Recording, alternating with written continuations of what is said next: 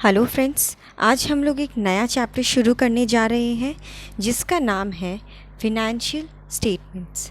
नाम से ही पता चल रहा है कि ये हम लोग का लास्ट टॉपिक है फिनेंशियल स्टेटमेंट, जिसमें हम लोग बात करेंगे कि पूरा मिलाकर एक अकाउंट्स में लास्ट में क्या पैसा कितना का क्या हिसाब बनता है। ठीक है, स्टेटमेंट मतलब कि इसको पूरा लिखा जोड़ी करते हैं अपनी। ठीक है, इसका मीनिंग क्या है?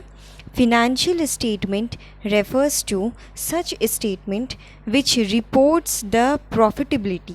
क्या है ये? एक स्टेटमेंट है जो बताता है कि कितना प्रॉफिटेबिलिटी है एंड क्या फिनेंशियल पोजीशन है। फिनेंशियल मतलब कि क्या पैसा का हिसाब किताब है उस बिज़नेस का eight the end of accounting period.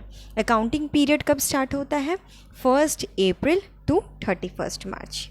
ठीक है, यानी कि 31 मार्च को एंड ऑफ अकाउंटिंग पीरियड में फिनेंशियल पोजीशन और प्रॉफिटेबिलिटी एक बिजनेस का क्या है वो रिपोर्ट आपको प्रोवाइड करता है। कौन प्रोवाइड करता है? Financial statement. ठीक है, अब फिनेंशियल स्टेटमेंट के दो बेसिक स्टेटमेंट उसके अंदर होते हैं। पहला होता है इनकम स्टेटमेंट एंड दूसरा होता है स्टेटमेंट ऑफ फिनेंशियल पोजीशन। ठीक है, जिसको हम लोग बोलते हैं बैलेंस शीट। इनकम स्टेटमेंट मतलब कि इनकम स्टेटमेंट कितना पैसा आया और कितना पैसा गया, खर्चा और इनकम क्या क्या हुआ, जिसको हम लोग ट्रेडिंग और पीएल अकाउंट भी बोलते हैं, that is profit and loss account भी बोलते हैं। ठीक है, ये क्या होता है? ये क्या दर्शाता है? Which shows results of business operations during an accounting period. ठीक है, बिजनेस में क्या काम हो रहा है, क्या काम नहीं हो रहा है, क्या चीज़ आ रहा है जा रहा है, वो हम लोग को एक अकाउंटिंग पीरियड में बताता है। क्या कौन बताता है? Income statement.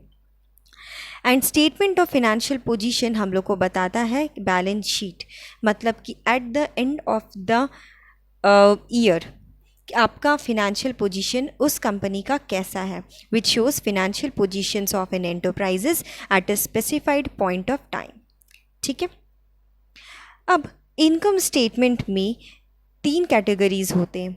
ठीक है, 2 कैटेगरीज होते हैं, हम लोग पढ़े थे। एक होता है ट्रेडिंग, एक होता है ट्रेडिंग हमारा, और एक होता है पीएल। ठीक है, तो पहला आज हम लोग स्टार्ट करेंगे ट्रेडिंग अकाउंट में क्या क्या आता है। पहले हम लोग समझते हैं यहाँ पे कि ट्रेडिंग अकाउंट होता क्या है। ट्रेडिंग अकाउंट वो अकाउंट होता है जो हम लोग ट्रेड करते समय यानी कि बिजनेस करते वक्त किस किस तरह का खर्चा और किस किस तरह का इनकम डायरेक्टली होता है उस बिज़नेस को चलाने के लिए।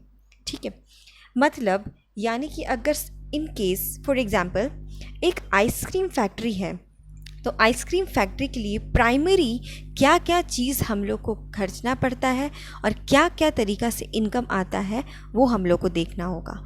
जैसे आइसक्रीम फैक्ट्री के लिए सबसे बड़ी चीज़ है बिल्डिंग। ठीक है, हो गई मशीनरी, ये सब हो गई हमारी एसेट्स। अब इसमें खर्चा क्या क्या आता है जिसके कारण हम लोग को ये अकाउंट मेंटेन करना होता है। पहला है ओपनिंग स्टॉक। ओपनिंग स्टॉक मतलब होता है एक ऐसा स्टॉक जो हम लोग बिज़नेस को चलाने के समय भरते हैं। एक शॉप, एक पर्टिकुलर बिज़नेस के लिए जो गुड्स आता है, जो गुड्स साल के शुरू में आता है, उसको हम लोग बोलते हैं ओपनिंग स्टॉक। ठीक है, अब हम लोग उसमें खर्चा भी किए, हम लोग कुछ खरीदे, जो चीज़ हम लोग पैसा जिसके लिए खर्च किए हैं, डायरेक्टली खर्च किए बिज़नेस को चलाने के लिए, वो हमारा ट्रेडिंग के अकाउंट में जाता है डेबिट साइड में। ठीक है, एंड जो हम लोग का पैसा डायरेक्टली आया है वो हमारा जाता है ट्रेडिंग के क्रेडिट में। क्लियर हुआ? ओपनिंग स्टॉक परचेजेस, गुड्स को हम लोग ख़रीदे हैं और अगर वापस हम लोग कर दिए हैं तो उससे हमारा ये माइनस हो जाता है।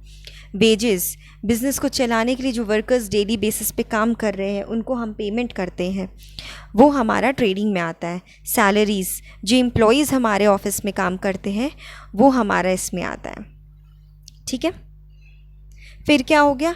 कोई भी तरह का डायरेक्ट एक्सपेंसेस, गैस में, लाइट्स में, फ्यूल में, पेट्रोल में, डीजल्स में, कोई भी तरह का कैरियजेस में, ये सब होते हैं हमारे डायरेक्ट ट्रेडिंग अकाउंट, और इसको हम लोग डायरेक्ट एक्सपेंसेस भी बोलते हैं।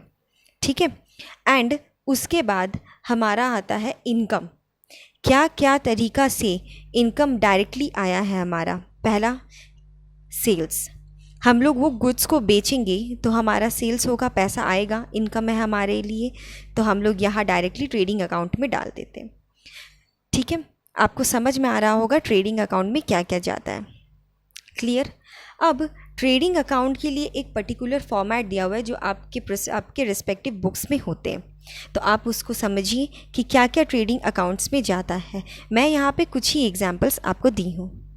ठीक है, अब गुड्स को हम लोग जो बेचे हैं उसका कैसे कॉस्टिंग पता चलेगा कि गुड्स हम लोग बनाए भी, गुड्स हम लोग प्रोसेस किए, गुड्स को मैन्युफैक्चर करके उसको फिनिश्ड बनाए, देन उसके बाद हम लोग मार्केटिंग करके उसको बेचे हैं। तो ये सब सारे गुड्स में उसकी क्या क्या आइटम्स जुड़ेंगी, कैसे पता चलेगा कि एक गुड्स को बनाने से लेके बेचने तक का प्रोसेस और उसका कॉस्ट कितना निकला, वो हम लोग को इस फार्मूला से मिलता है। क्या है formula? Cost of goods sold is equal to opening stock, पहले जो स्टॉक है हमारे पास वो, परचेजेस कितना हम लोग खरीदे हैं और स्टॉक, डायरेक्ट एक्सपेंसेस उसमें कितना गैस, फ्यूल, मेंटेनेंस, जितने भी डायरेक्ट तरह के चार्जेस हैं, एक्सपेंसेस है, सब जोड़ देंगे, एंड कितना गुड्स बिक चुका है। तो इससे हमारा एक आंकड़ा मिल जाएगा कि ये गुड्स हम लोग का अब बेचने लायक है। ठीक है, और इसको हम लोग इसी प्राइस पे बेचेंगे सारे कॉस्ट को कट करके। क्लियर हो रहा है? अब जब भी हम लोग ट्रेडिंग अकाउंट बनाते हैं तो ट्रेडिंग अकाउंट को बैलेंस करने के लिए हम लोग इसका जो भी डिफरेंस डेबिट और क्रेडिट में आता है तो वो हम लोग के लिए ग्रॉस प्रॉफिट और ग्रॉस लॉस बन जाता है। अब सिंपल सा बात है, अगर खर्चा ज़्यादा है इनकम से तो वो हमारा ग्रॉस लॉस बन जाएगा, और अगर खर्चा कम है हमारा इनकम से तो वो प्रॉफिट बन जाएगा। तो ग्रॉस प्रॉफिट का सिंपल तरीका क्या है निकालने का? सेल्स जितना बेचे हैं minus cost of goods sold, जितना हमारा ये गुड्स बचा हुआ उसका खर्च निकल रहा है, तो इससे हमारा क्या निकल जाएगा? Gross profit. आई होप आपको ये ट्रेडिंग अकाउंट क्लियर हो रहा होगा। ठीक है, नेक्स्ट क्लास में मैं आपको बताऊंगी कि पीएल अकाउंट क्या होता है, और पीएल अकाउंट के बाद हम लोग ये डिसाइड करेंगे उसके बाद कि बैलेंस शीट ये सब क्या होता है। ठीक है, तब तक के लिए प्लीज़ प्लीज़ प्लीज़ मेरे चैनल को लाइक, सब्सक्राइब एंड शेयर करना ना भूलें। एंड आपको प्लीज़ कोई भी दिक्कत होता है तो ज़रूर कमेंट बॉक्स में मुझे कमेंट करके बताएं। Thank you.